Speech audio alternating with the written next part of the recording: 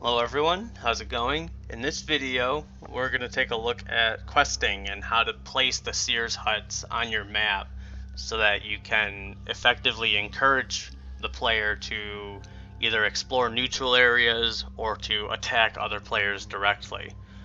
I like to keep it easy. There are 3 different Sears huts, so I usually set it up so that there are easy, medium, and hard.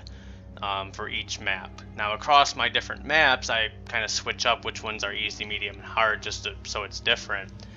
But for the most part, all the tree quests, for example, are going to have you do something relatively easy. I expect you to be able to do it right away, if not within a week or so of the quest. It's usually something nearby if I have you go attack something or retrieve rewards or something like that. So let's go ahead and put a couple down here. I'll just do easy, medium, and hard. And there's a few things to consider here. When we look at zoning, we have the starting zone, we have a neutral zone that's close to the start, we have a neutral zone that is very difficult to get to for this player, and then we have an enemy base. So instead of high conflict and low conflict, I consider neutral areas based on their ease of access, how easy it is to get to that neutral area from the hut. So if I'm going to do an easy quest right here, I'm going to want the object of this quest to either be in the first neutral area, or maybe because the starting area is so large, I'd even just section it off right in here and call that good. Like, how about, for example, I do an easy quest that says return with 20 dwarves. And I'll give you how about I'll give you a handful of grand elves or something, just a quick upgrade, something to get you going, so that you can be rewarded easily and quickly and actually interact with the map itself and gain an advantage. If I'm doing something medium, I'm going to send you either 2 neutral areas away, or I'm going to send you 1 away but have something very powerful guarding the artifact. In this case, I think what I'm going to do is I'm going to have Azure Dragons guard their own dwelling twice, because why not? And then I'm going to have a quest here to have you kill the Azure Dragons, and I'll reward you with enough mercury that you can buy some dragons once you're there. So because they're Azure Dragons, I would definitely want to fix these at like 4 or 5 or something that won't require a lot. Typically, just stat wise, there's about a 3-to-1 or 4-to-1 ratio of Azure Dragons versus a upgraded level 7 that you can actually recruit. So by me having 3, I would expect you to need the strength of about 12 of your level 7 unit to kill it. Just my rough estimate for sizing Azure Dragons. So that's easy, medium. Hard, if it's a hard quest, I am absolutely going to send you into the enemy base. Either that, or I'm going to send you very deep into neutral territory where you're fighting a lot of hard stuff to get to the quest goal. So in this case, I'm going to have the Sword of Hellfire, and I'm going to plop it right there, right where blue can get it, right away. And quest number 3 here, for my hard one, I'm going to tell you to return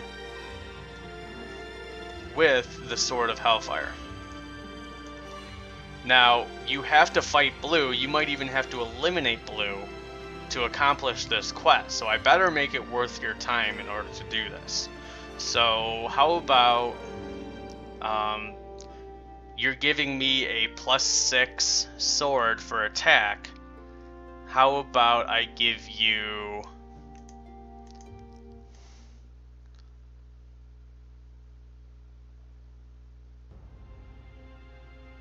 I was looking alphabetically. How about I give you 100 sharpshooters? You think that's worth it? Kill blue and now you have 100 sharpshooters to take on green and tan, especially if you've been ignoring the necropolis and they've been gaining skeletons. I think it's worth it. Might need some balancing, maybe I need more or less, but at any rate,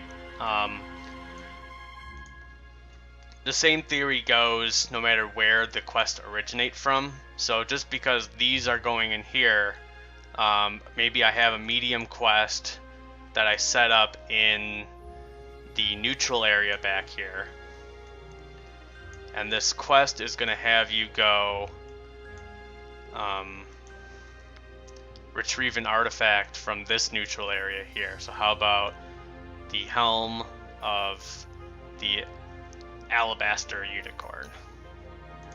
So it's a pretty good quest because in order to get to it, I realize I have this completely walled off, so we'll call that. There we go.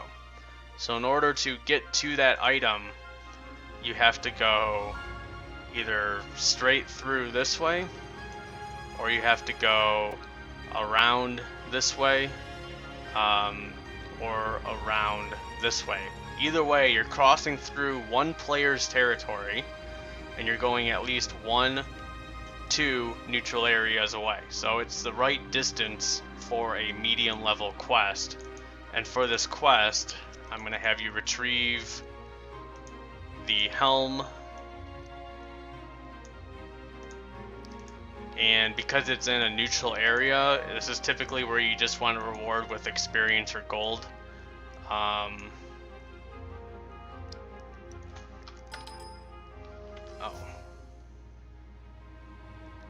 Cancel.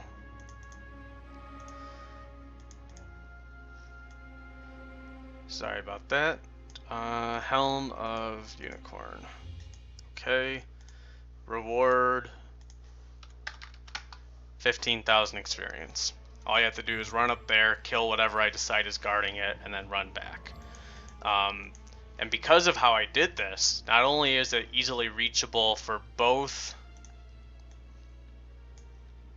green and red, but there might even be fighting over it. They might both have it active, but in all likelihood, tan is going to swoop in and pick that thing up before either player can. Maybe red is going to get there before him. Just depends on the hero's pathing that they choose to take. So red is honestly in the best position to finish this because he has quick and easy access. However, green is more likely the first person to reach it because green is pretty much forced into this area at the start. However, tan is most likely to have the quest item.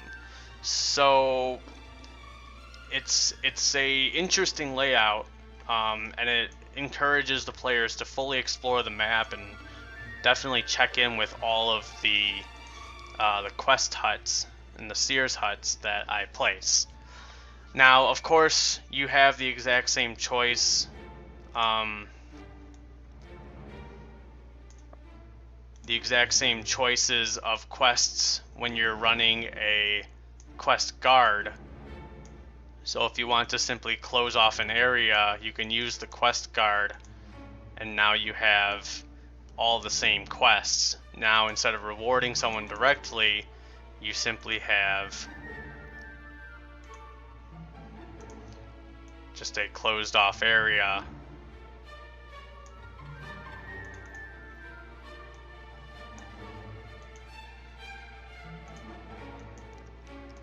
that they now gain access to.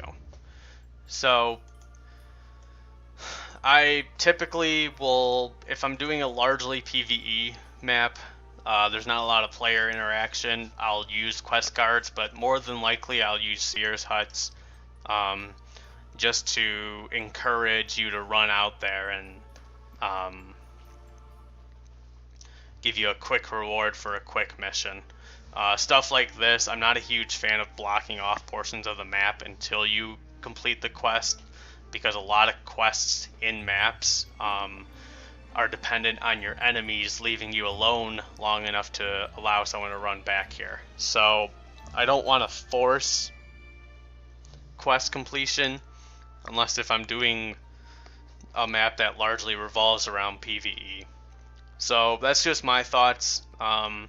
In my opinion, it helps bring in kind of an unexpected factor, because you don't know who's going to complete what quests, and it adds an element of surprise, you know? Like, if, for example, I tuck in this helm in this corner, and then I have just a random level 7 guarding it, you're going to wonder why spell power +1 is being guarded by a level 7 monster. It kind of raises your interest. Probably not enough to fight it if you haven't seen the quest yet, but it's going to make it interesting enough where I've got your interest going and you still want to play the map for a little bit longer. So that concludes my quest video. If you enjoyed this video, please like, comment, or subscribe, and I'll see you in the next video.